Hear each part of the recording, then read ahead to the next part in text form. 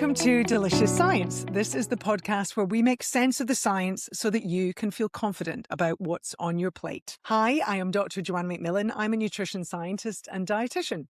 So I spend a lot of my time reading the research, but my goal is to translate that research into real life choices for you. I also spend a lot of my time eating and cooking. I love to share food around the table, and you'll often hear me say that food is more than the nutrients it contains. And so what I always try to bring you is real life examples of how to put nutrition science into delicious practice. Now, there's one topic that keeps coming up, and several of you have asked me to cover it. And so here it is. We are going to talk seed oils. They're kind of the villain of the internet at the moment. Are they inflammatory? Are they toxic, dangerous? And depending on who you're listening to, you're going to get very, very different points of view. So if you've been wondering what on earth to believe, you are in the right place. Because here on Delicious Science, my intention is to slow things down, actually look at the human evidence, but also to respect the nuance and remember that food is not just chemistry and science, it's actually culture, it's pleasure, and it's health combined. And so I always try to bring it back into real life applications for you. So let's unpack the science behind seed oils. And I'm going to show you why extra virgin olive oil really does deserve to sit in a category of its own. Let's start with the question over whether seed oils are inflammatory. Now, we do know that inflammation, or sometimes called metaflammation, because it's to do with metabolic disease, really is at the underlying root of many of the chronic diseases that ail us, especially as we age. The accusation here is that because seed oils are high in the omega-6 fat, is one of the PUFA fats, or the polyunsaturated fats, linoleic acid, that can be converted to arachidonic acid and into a cascade of what are inflammatory eicosanoids. So it can spark up that more pro-inflammatory type biochemical pathway compared to those omega-3 fats. So the theory is plausible, but let's not forget that linoleic acid is in fact an essential fatty acid. I'll come back to that. And the bottom line is that when we look at human trials, in other words, not just looking at animal models or lab studies, we do not see in human studies an increase in any of the kind of inflammatory markers that we look at. So things like CRP, interleukin-6, TNF-alpha. We don't see that level of inflammation with people consuming these seed oils. So it isn't really holding up when we look at real life human data. We've also got the information around when we replace saturated fats with polyunsaturated fats, we see a reduction in LDL cholesterol. Now, we could do a whole episode on that, but the bottom line is that high LDL cholesterol is associated with heart disease. It is still a risk factor, regardless of what MAHA and other associations are trying to tell us around seed oils and saturated fats. We do see when saturated fats are replaced with polyunsaturated fat, a reduction in ApoB, a reduction in cardiovascular events. And when we look at the body of evidence, so things like meta-analyses, we see somewhere around a 10% reduction in cardiovascular disease events per 5% energy replacement with these fats. So to be quite frank, when we look at the data, the claim that seed oils are uniquely inflammatory is just not supported by the human outcome data. Now, there is an important nuance. Most research suggesting harm is in animal models or in dietary patterns. Where we see seed oils appearing are in people who are eating a lot of ultra-processed foods. Now, again, that's a topic for a different episode to really delve into ultra-processed foods. But essentially, if you're eating a lot of junk food, a lot of what we dietitians have always called discretionary foods, that's where you're going to end up with a lot of seed oils. So sometimes it's very hard to pick apart the nuances between any effects that are being caused by any individual component of an ultra-processed food, whether it be the seed oils or whether it should be added sugars or other additives or a lack of particular nutrients in ultra-processed foods, that can be very, very hard to pull apart. The second question then is, do we actually need seed oils for essential fatty acids? And I've heard this coming from fellow dietitians even, saying that we need to have seed oils because they contain the essential fatty acids and olive oil doesn't. Well, Let's clarify, because that really isn't quite true. There are only two truly essential fatty acids, and what essential means is that we cannot make them in our body, so therefore we need to get them in our diet. There are really only two truly essential ones. That is linoleic, which is an omega-6 polyunsaturated fat, and the other one is also a polyunsaturated fat, but from the omega-3 family, and that is ALA, or alpha-linolenic acid. We can't synthesize these, so therefore we need to get them in our diet. I would also include long-chain omega-3 fats because although we can make them from ALA, for example, can be elongated to make those long-chain omega-3 fats, very important for the brain, we have a limited capacity to do so. And actually your genetic variants will make it either easier or harder for you to do that. So I've tested my genes. I know I'm not particularly good at that conversion. So for me and for most of us, it is much better for us to get some pre-formed long-chain omega-3 fats. We get those mostly from oily fish, a little bit in eggs, and a little bit in some grass-fed meat. In Australia, by the way, that applies to most meat because most animals are on grass for most of their lives, if not all of their lives. So long-chain omega-3s are a slightly different story. It is true that seed oils do contain the truly essential fatty acids, but it's not true that olive oil doesn't. Extra virgin olive oil is around 9% linoleic acid and around 0.5% of alpha-linolenic acid. So it's true that seed oils contain higher amounts, but we only need very, very small amounts of these particular essential fatty acids.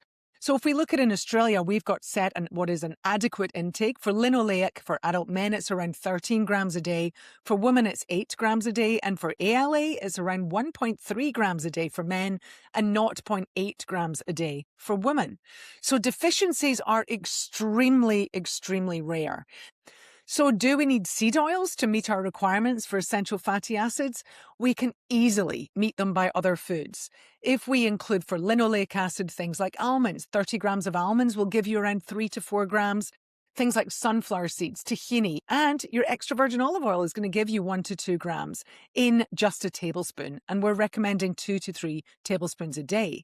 Then things like eggs, legumes, whole grains are contributing more. For ALA, things like chia, flax, and walnuts are all excellent sources along with hemp seeds.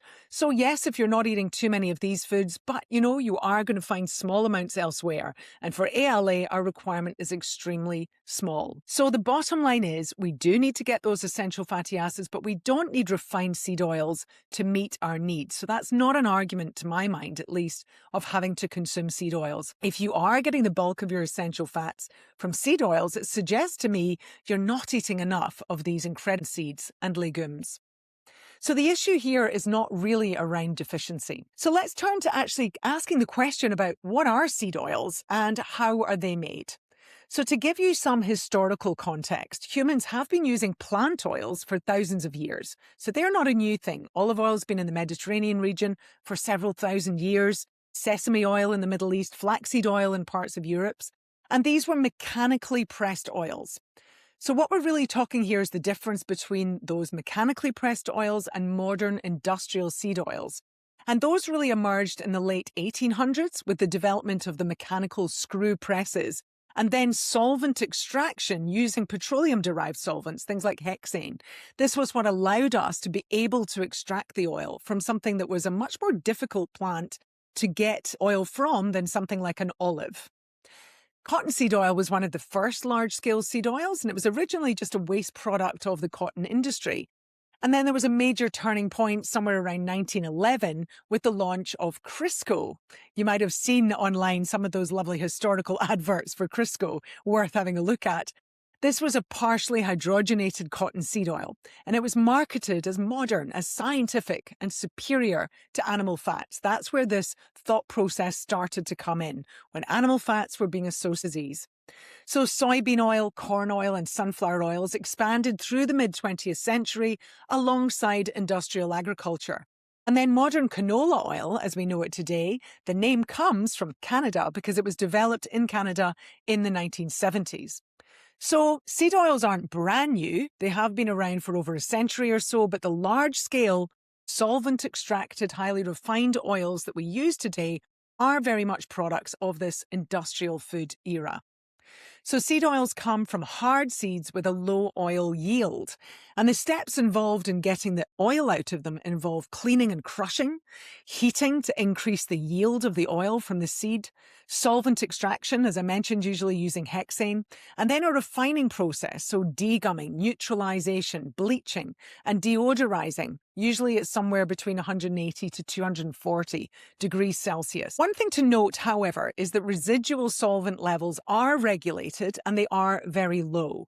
So it's not correct to say that these oils are kind of toxic sludge. I think there is a degree of exaggeration and dramatization around what these oils really are. But nevertheless, they are involved in industrial processes and chemical refining. So in essence, chemicals are used, high pressure is used, high heat is used, and usually a combination of all of those things. Now, contrast that with extra virgin olive oil, and this is really the main argument as to why this should be in a totally different category, rather than all being just lumped together as cooking oils. The process involved in making extra virgin olive oil, while it is today much more efficient and able to be done on a much larger scale, the steps are essentially the same as what has been done for thousands of years, or at least for centuries. The olives are washed, they're crushed, they're malaxed, they're centrifuged to be able to spin out the oil, and the oil is sometimes filtered, sometimes just let to sit and settle in the tank. The process does not involve any deodorizing, there's no solvents, there isn't high heat, there isn't high pressure. So we can think of extra virgin olive oil as what it really is. It's the fresh juice of olives. That's essentially it. It's a mechanical process, whereas the seed oils are industrially refined fats. That is the facts of the matter. So the real question is then, what is formed during those refining processes? So the first thing is to look at that high temperature deodorization. It does produce small amounts of trans fats. Now, admittedly, it's considerably lower than the old hydrogenated oils that have largely been cut out of our food system, but they are still measurable. And we know no safe level of trans fats. So while we can measure them and while it's considered that, they're just a trace and they may not be having much effect, depending on how many seed oils you're eating, how many highly processed foods, it could well be adding up. And then we have a number of other things like processing contaminants like 3-MCPD esters. Now, these are listed as being possibly carcinogenic by the IARC, but there are strict regulatory limits and they are measured. So the average intake is considered to be well below the tolerable daily intake, but these are certainly not things that we want to be having in high quantities. Of slightly more concern are glycidyl esters. These release glycidol in at least in animal models. They've been shown to be genotoxic. So the IARC lists them as probably carcinogenic, and there's no safe threshold, so it's kept as low as reasonably achievable. So modern refining has significantly reduced levels. So in other words, the seed oils we're consuming today are not the same seed oils as we were consuming several decades ago. They have got better, but nevertheless, these things are still measurable. Then we have a group of compounds called stigmastidines. Now, these are formed from phytosterols in the oil, and they're formed during high heat processes. So using a deep fat fryer, for example, especially if you're reheating the oil several times. So all oils will break down eventually, but they do break down at different levels, and different levels of compounds, including stigmastidines, are produced.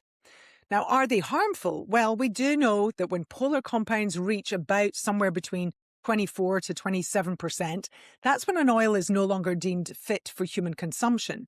So restaurants will often measure polar compounds as a measure of when they need to change the oil. Now, what's harmful to humans? Well, we don't really know. They are monitored, but these are considered processing contaminants. So probably at the levels found in modern refined oils, the risk is low, particularly compared to other things that might be in our diets. And there's no strong human epidemiological evidence linking a normal seed oil intake to cancer because of these compounds. So there's no reason to panic. I don't think we need to dramatize this or to start calling seed oils toxic or calling them carcinogenic. That is an exaggeration of any concerns. But nevertheless, it is something that we want more research in and to truly understand at what level might this become problematic. But at usual normal intakes, then I think there's probably no reason to be overly concerned. But that brings me on to talking more generally about what happens when we heat all cooking oils, because I'm so often asked the question around, but I thought we couldn't heat extra virgin olive oil and we shouldn't cook with that. Please let us put that myth to bed. A 2018 heating study did this really nicely, and there are a bank of other studies to back this up, so it's not just this one study alone. But this one was particularly good because it looked at 10 common supermarket heating oils, and it did 2 tests, heating to high temperature, 240 degrees C, which is much higher than most at-home cooking practices, or to 180, but over a long period of time for 6 hours. And they measured polar compounds, they measured oxidation markers and trans fats. So a very key point for you to take home is that the smoke point did not predict how the oil behaved when it was heated. It did not predict stability. Now, I continually see this, people talking about smoke points and using it as a measure of which oils should be used for which cooking purpose. So this is a very important point for us to take on board. When we looked at the data from this study, after 6 hours at 180 degrees C, the sunflower, the grapeseed, the canola oil were breaking down and producing polar compounds at a much faster and higher rate than extra virgin olive oil, double in some cases. So the regulatory safety limit of that 24 to 27% was broken far more quickly in those seed oils than it was in the extra virgin olive oil. What was really predictive of how safe the oil was and how stable it was during cooking was things like the monounsaturated fat level, which was far more stable than the polyunsaturated fats in the seed oils. Now, that makes sense because the double bonds are where there are the points of fragility, the points where oxidation is going to happen. And there are far more double bonds in a polyunsaturated fat compared to those much more stable monounsaturated or indeed saturated fats. So the high polyunsaturated fats and those that also had low antioxidants or low bioactive compounds, there was more degradation. So in other words, the extra virgin olive oil, the presence of those biophenols, vitamin E and other phytonutrients that are present in the oil combined with the very stable monounsaturated fat profile meant that it was very protected. So those compounds are actually protecting the oil as it's heated. So when we're told not to cook with extra virgin olive oil, the opposite is actually true. It's actually the most stable. So if we combine the stability of the oil to cook with along with the health benefits, there's no doubt that extra virgin olive oil is head and shoulders above the rest. So why is extra virgin olive oil so different? Well, it contains a plethora of different bioactive compounds. It's got over 30 different polyphenols. We've got the luripine in there, oleocanthal, hydroxytyrosol, flavonoids, tocopherols, which is vitamin E. We've got squalene that migrates to the skin and seems to be involved in hydration of your skin, but also protection from UV damage and skin cancer, therefore. Peppery kick that you get in the back of your throat. That's one of these compounds that is actually responsible for that, and it's an anti-inflammatory effect. It's actually working on the same biochemical pathways as when you take a drug like ibuprofen. So there are 30 plus of these different phenolic compounds. So it's not just fat. It's actually a bioactive, natural juice of fresh olives.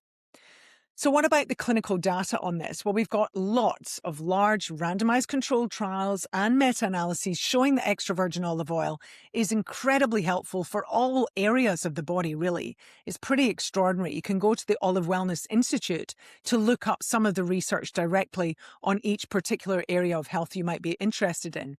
But for example, it's been shown to help to reduce systolic blood pressure, to reduce the oxidation of LDL particles in the blood, to reduce inflammatory markers like CRP and IL-6, and to reduce type 2 diabetes risk by up to 20%, to even reduce recurrent cardiovascular disease events. In the very famous PREDIMED study, there was a 30% reduction in major cardiovascular events with 2 to 3 tablespoons of extra virgin olive oil daily. So it's not a neutral food. It's actively improving your cardiovascular risk, but it's also being shown to have benefits for gut health, for appetite control, for brain health, for liver health, and so on. The list does go on and on. The other thing about cooking in extra virgin olive oil is not only is it safe to do so, but we should be cooking in extra virgin olive oil. One of my big areas of interest is what we're now calling culinary nutrition. And I absolutely love this research because it pulls together my worlds of cooking and foodiness and loving the taste of cuisine and food with nutrition science. So you can look up some of the wonderful research there is on something called sofrito. Now, sofrito is really that cooking technique of sauteing onions and garlic in extra virgin olive oil, adding tomatoes, sometimes adding things like capsicum and so on too. Think how many Mediterranean-style meals in particular, but also Middle Eastern type meals, South American type meals, and other cooking that does involve those processes first up. But it is classic of the Mediterranean diet cuisine. What sofrito research is showing is that process helps to break down plant cell walls, and that actually makes more of the active compounds, these bioactive compounds, in the plant foods be available for us. The other thing is that lots of them are actually fat soluble. So without any fat present, we can't absorb them. That's even true of beta carotene and other carotenoids. So beta carotene is what you're going to find in carrots. Eat your carrots raw, you're going to absorb very little beta carotene. Roast them in extra virgin olive oil, and suddenly a lot more of that beta carotene and other carotenoids are available to us. When we're also doing that sofrito, or indeed when you're roasting vegetables in extra virgin olive oil, you get that improved bioavailability, but you get this lovely kind of mingling between the compounds present in the oil and the presents that are in the plant food, in the veggies or other plant foods that you're cooking. We even get new antioxidant compounds being formed.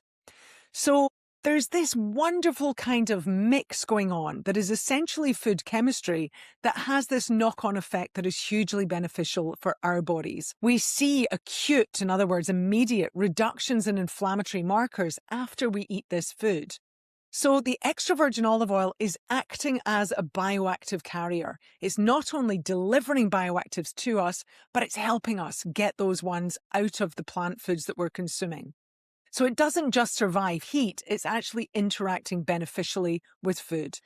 So how can we kind of pull this all together to get a calm, evidence-based approach to what sort of oils should we be including in our diet, and should we be concerned about seed oils? Well, here's the nuanced take. Seed oils are not proven to be inflammatory in us when we consume them as a normal part of diet. They can even improve your cardiovascular disease risk factors when replacing saturated fat in your diet. So it's not a case of adding them into your diet. It's a case of saying, this might be better than having some of these saturated fats in my diet. The argument that was being put forward lately in some media across the States around we should put French fries in beef tallow instead of using a seed oil, quite frankly, is missing the point. The point is the French fries. The point is not really the fat that it was used to cook in. Cooking it in beef tallow is not going to suddenly turn that food into something that's good for us. French fries are not a food that we should be consuming every day, whether they're fried in beef tallow or whether they're fried in a seed oil. You can make healthier chips at home, by the way. If you cut the whole potato up, you keep the skin on, so you've got the fiber, then you've got all the real phytonutrients that are present in the natural potato. Toss them in extra virgin olive oil and do them in your oven or your air fryer. That's a much healthier alternative. But having that ultra-processed food that started as a potato, but the fiber was lost, there's very little potato in the end result, and there's a lot of oil because of that skinny nature, whether it's oil or beef tallow, that's not going to make it into a healthy food. So just be very careful with some of that ridiculous messaging, quite frankly, that's going around right now. Nevertheless, seed oils are industrially refined, and what that results in is a stripping of those bioactives that were present in the original whole plant seed. It's stripped of those antioxidants and anti-inflammatory compounds, so that essentially all you're getting are the fats. You're getting the fats with nothing else. So my advice is to use extra virgin olive oil as your primary kitchen oil. You can certainly have things like some sesame oil or flaxseed oil that might use for flavorings in traditional type dishes. These are also oils that have been part of the human diet for a long time. You may also use some nut oils for different cooking processes. But don't panic over small amounts of seed oils. They are impossible, pretty much, to eliminate completely if you're ever going to eat out or buy any food products or packaged food in any kind of way. They are ubiquitous in the food processing industries, so of course we are going to come across some of them.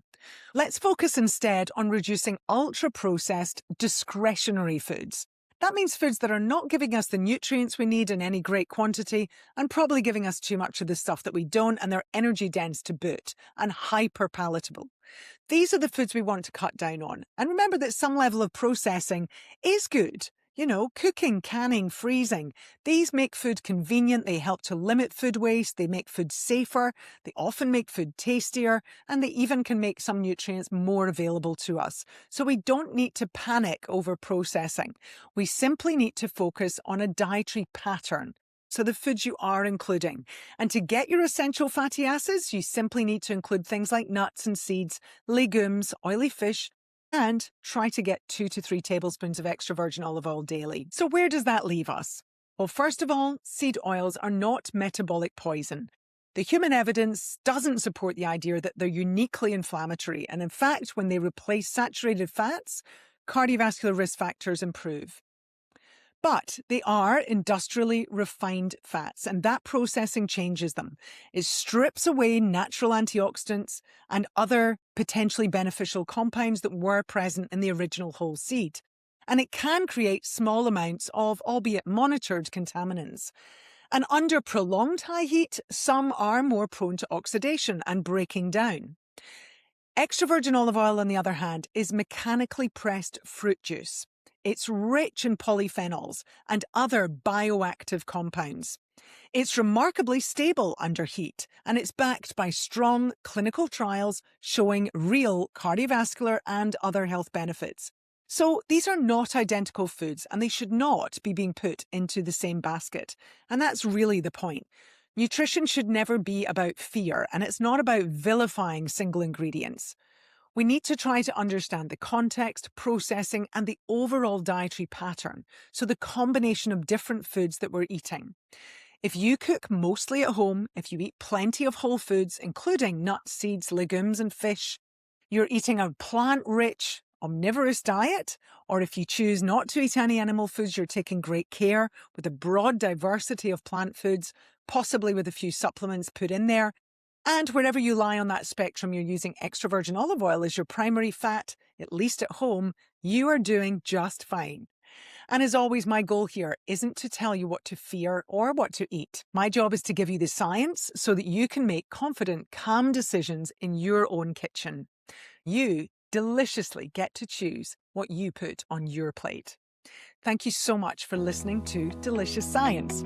If this episode has helped to cut through the noise for you, please share it with someone who's confused about cooking oils, and I'll see you next time.